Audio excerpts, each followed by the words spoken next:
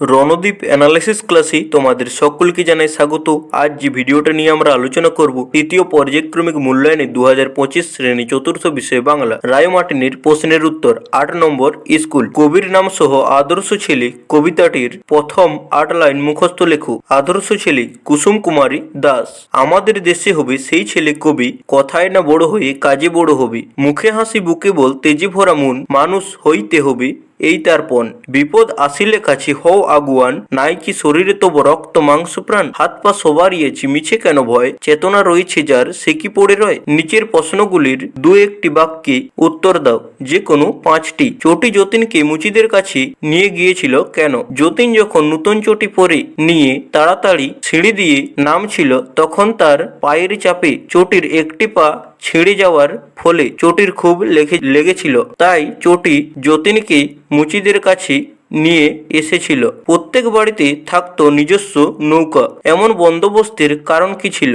গল্পের কথকের মামার বাড়িতে রাস্তাঘাট প্রায় সারা বছরই জলে ডুবে থাকতো না, ফলে নৌকো ছাড়া অন্য কিছুতে যাতায়াত করার উপায় থাকতো না। এর কারণেই সেখানকার প্রত্যেক বাড়িতে নিজস্ব নৌকার ব্যবস্থা থাকতো। পিংলা নদীর মাঝের সেই দ্বীপের সবচেয়ে লম্বা গাছটি কি ছিল?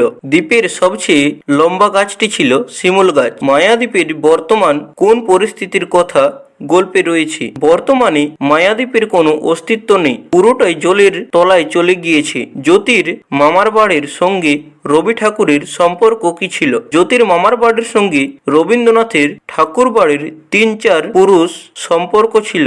জ্যোতির বড় মামা বসন্ত কুমারের বন্ধু ও মক্কেল ছিলেন রবি ঠাকুর। রবীন্দ্রনাথের ভাইপো সুরেন মাঝে মাঝে জ্যোতির মামার থেকে ঘোড়া ধার নিতেন। তাছাড়া বড় মামার পাহারাদার ফেরাজ খাঁকে দেখেই রবীন্দ্রনাথ তাঁর বিখ্যাত গল্প কাবুলিওয়ালার প্রধান চরিত্রে কল্পনা করেছিলেন বলে মনে করা হয়। দেশের জন্য অনেক দুঃখ কষ্ট সহ্য করে দেশকে স্বাধীন করেছেন এমন দুজনের নাম লেখো। মহাত্মা গান্ধী এবং ভগৎ সিং। শব্দার্থ লেখো যে কোনো 5টি। ভেবাচেকা হতবুদ্ধি, প্যাঁচ কৌশল, অম্লান অমলিন, মারবেড জলকন্যা রূপকথার গল্পের কাল্পনিক চরিত্র, নায় স্নান করে, পল্টন সৈন্যদল, খুশদিল আনন্দিত। বিপরীত শব্দ লেখো এবং তা দিয়ে বাক্য রচনা করো, যে কোনো 5টি। সুস্থির অস্থির। শিশুটি খেলনা না পেয়ে খুব অস্থির হয়ে পড়ল। অভ্যাস অনভ্যাস। অনেকদিন বই না পড়ায় তার লেখার অনভ্যাস তৈরি হয়ে গেছে। দুঃখ সুখ। বিশ্বের সবচেয়ে বড় সম্পদ হলো সুখ। বন্ধু শত্রু। শত্রুকে বেশি বিশ্বাস করা ভালো নয়। দুরন্তর নৈকট্য। শিল্পীর সৃষ্টির সঙ্গে তার মানসিক নৈকট্য ছিল প্রবল। সঠিক উত্তরের মাথায় টিক চিহ্ন দাও। আমাদের দেশের ছেলে বড় হবে কাজে কথায় লম্বায় এটাবে কাজী। জ্যোতির বড় মামার পেশা ছিল ডাক্তারি, ওকালতি, শিক্ষকতা, এটাবে ওকালতি। বিপদ কাছে এলে আদর্শ ছেলেকে পিছনে এগিয়ে ফিরে যেতে হয়, এটাবে এগিয়ে। ফেরাজ খাঁ এর বাড়ি ছিল উত্তর পূর্ব, উত্তর পশ্চিম, দক্ষিণ পশ্চিম সীমান্ত প্রদেশে, এটাবে উত্তর পশ্চিম সীমান্ত প্রদেশে। বর্ষাকালে, শীতকালে, গ্রীষ্মকালে দীঘার সমুদ্রে উত্তাল হয়ে উঠল, এটা বর্ষাকালে। শূন্যস্থান পূরণ করো। ওঠো গো ভারত লক্ষ্মী, ওঠো আজি জগত জন পূজ্যা। জননী গো হলো তুমি বক্ষে, ত্রিশতি কোটি নরনারী গো। দোকানে গিয়ে দাঁড়িয়ে থাকতে হবে যদি ধুতি কিনতে হয়। সকলের সঙ্গে মানিয়ে চলা যাবে না যদি না মন স্থির থাকে। নিচের বাক্যগুলি থেকে সন্ধিবদ্ধ পদ খুঁজে নিয়ে সন্ধিবিচ্ছেদ করো। সমুদ্রের একটি নাম রত্নাকর, এটা রত্নাকর। রত্নযোগ আকর। আমাদের বিদ্যালয় আমাদের গর্ব, এটা বিদ্যালয়। বিদ্যাযোগ আলয়। তোমাদের দায়িত্ব সবাইকে স্বাগত জানানো, এটা স্বাগত। সুযোগ আগত। রমেশচন্দ্র চট্টোপাধ্যায় একটি বিখ্যাত চরিত্র, এটা রমেশ। রমাযোগ ইস।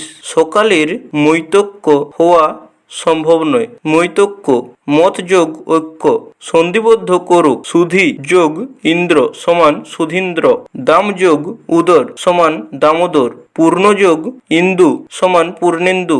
দিবস যোগ অন্ত সমান দিবসান্ত, বনযোগ ওষধি সমান বনৌষধি।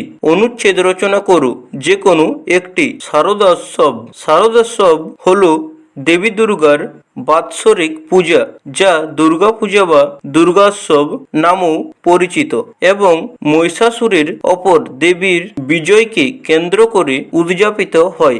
এটি বাঙালির সবচেয়ে বড় উৎসব এবং শরৎকালে অনুষ্ঠিত হয়। এই উৎসব কেবল দুর্গা পূজা নয়, রবীন্দ্রনাথ ঠাকুরের লেখা একটি রূপক সাংকেতিক নাটকও বোঝায়, যা 1908 সালে প্রকাশিত হয় এবং শরৎকালের মানুষের জীবন ও সংস্কার নিয়ে কথা বলে। শারদোৎসব হল শরৎকালের উৎসব যা প্রকৃতিতে এক নতুন আনন্দ নিয়ে আসে।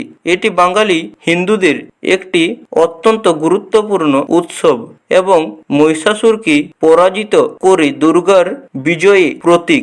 এই উৎসবের মাধ্যমে দেবী দুর্গার প্রতি শ্রদ্ধা জানানো হয় এবং সমাজে আনন্দ ও মিলনের বার্তা ছড়িয়ে পড়ে। চন্দ্রযান-3। চন্দ্রযান-3 ছিল ভারতীয় মহাকাশ গবেষণা সংস্থা ইসরো দ্বারা পরিচালিত একটি চন্দ্রাভিযান, যার লক্ষ্য ছিল চাঁদের দক্ষিণ মেরুতে সফলভাবে ল্যান্ডার ও রোভার আবর্তন করানো এবং চন্দ্রপৃষ্ঠে বৈজ্ঞানিক পরীক্ষা চালানো। 14 জুলাই 2023 খ্রিস্টাব্দে উৎক্ষেপিত চন্দ্রযান-3 23 আগস্ট 2023 তারিখে চাঁদের দক্ষিণ মেরুতে নরম আবর্তন করে, যার ফলে ভারত চন্দ্রের দক্ষিণ মেরুতে আবর্তনকারী প্রথম দেশ এবং চন্দ্রপৃষ্ঠে সফলভাবে আবর্তনকারী চতুর্থ দেশ হিসেবে ইতিহাস সৃষ্টি করে। চন্দ্রযান-3 মিশন ভারতের মহাকাশ গবেষণা এবং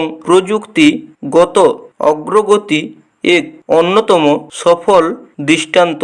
এটি ভবিষ্যতের চন্দ্রাভিযান ও অন্যান্য মহাকাশ গবেষণার জন্য ভারতের সক্ষমতাকে আরও সুদৃঢ় করেছে এবং বিশ্বজুড়ে বিজ্ঞানীদের উৎসাহিত করেছে। গ্রীষ্মকাল। বৈশাখ ও জ্যৈষ্ঠ এই 2 মাস গ্রীষ্মকাল। এই সময় প্রচণ্ড গরম পড়ে। দুপুরের দিকে সূর্যের তাপে লোকে ঘরের বাইরে বের হতে পারে না। গ্রীষ্মকালে পুকুর, নদী, নালা, খালবিল সব শুকিয়ে যায়, মাঠ ফেটে চৌচির হয়ে যায়। গ্রীষ্মকালে বিকেলের দিকে মাঝে মধ্যে ঝড় বৃষ্টি হয়, একে কালবৈশাখী বলা হয়। এর ফলে মানুষ কিছুটা স্বস্তির অনুভব করে। আম, জাম, কাঁঠাল, বেল, লিচু প্রভৃতি ফলে সময় পাকে। এই সময় বেল, জুঁই, গন্ধরাজ, চাঁপা, রজনীগন্ধা প্রভৃতি ফুল ফোটে। তো তোমাদের কাছে একটি অনুরোধ, ভিডিওটি ভালো লেগে থাকলে লাইক করবে, চ্যানেলে নতুন হয়ে থাকলে চ্যানেলটি সাবস্ক্রাইব করে দেবে। তো দেখা হবে পরের কোন নতুন ভিডিওতে। তো তখন ভালো থাকো, সুস্থ থাকো, মন দিয়ে পড়াশোনা করো।